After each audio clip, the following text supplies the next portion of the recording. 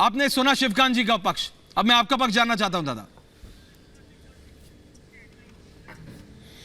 देखिए, शिवकांत जी ने जो बातें कही हैं उसमें तथ्य एक तो ये है कि बीबीसी के ऑफिस में टैक्स डिपार्टमेंट का कोई सर्वे हो रहा है और वो भारत सरकार के सर्वे हो रहा है, तो इससे एडिटोरियल बोर्ड का कोई लेना देना नहीं है। और एडिटोरियल बोर्ड के ऊपर आज नहीं, बहुत पहले भी बहुत सारे लोग सवाल उठाते रहे हैं। अब सवाल सबसे बड़ा यह है कि जो उसके अकाउंटिंग का मामला है उसमें क्या गड़बड़ी है, क्या नहीं गड़बड़ी है।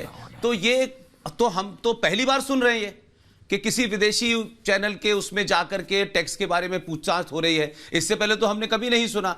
तो एक तो टाइमिंग का मामला है, दूसरा अगर शिवकांत जी क्योंकि बहुत पुराने हैं, मैं तो वहां बहुत कम वक्त के लिए रहा, ये बात अलग है कि उनके जो शब्दावली है उसके ऊपर आप कह सकते हैं, उनका एडिटोरियल के अंदर एक खास तरफ का टिल्ट है, ये कह सकते हैं। लेकिन ये टैक्स की कोई अगर गड़बड़ हो रही है तो मैं समझता हूं कि उसमें एडिटोरियल की टीम को या एडिटोरियल के फ्लोर को जाकर के वहां किसी के फोन रखवाना या वहां टर्मिनल एक ही फ्लोर है, ये पुष्पेंद्र जी, एक ही फ्लोर है कि कोई तालमेल नहीं लगता है। इंदुशेखर सिन्हा भी उसी फ्लोर पे बैठते हैं और रेहान फजल भी, जो अकाउंटेंट भी उसी फ्लोर पे बैठते हैं और रूपा झा भी उसी फ्लोर पे बैठती हैं। एडिटोरियल भी उधर है, अकाउंट्स भी उधर है। आप समझिए, बीबीसी वर्ल्ड सर्विस को समझने की जरूरत है। Sir there is a big arm. आप लोग सब वरिष्ठ हैं। मैं समझ गया।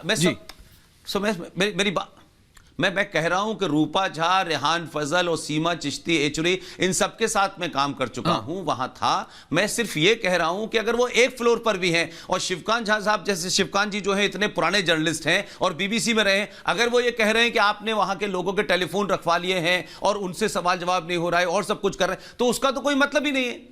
अकाउंट का मामला है, अकाउंट के लोगों से आप सवाल जवाब करें, रात दिन करें, सुबह शाम करें, समझ में आता है। तो एक तो टाइमिंग है, और अगर ये हुआ है तो ये मुझे लगता है कि इसमें कोई तालमेल नहीं है, ये सरकार की तरफ से या डिपार्टमेंट की तरफ से। इस पे एक तरीके से मैं समझता हूं कि ऑफिशियल उनका वक्तव्य आना चाहिए ताकि ये बात क्लियर हो, क्योंकि शिवकांत जी जो बात कह रहे हैं वो बिल्कुल अलग है और आप जो बात कह रहे हैं वो बिल्कुल अलग है।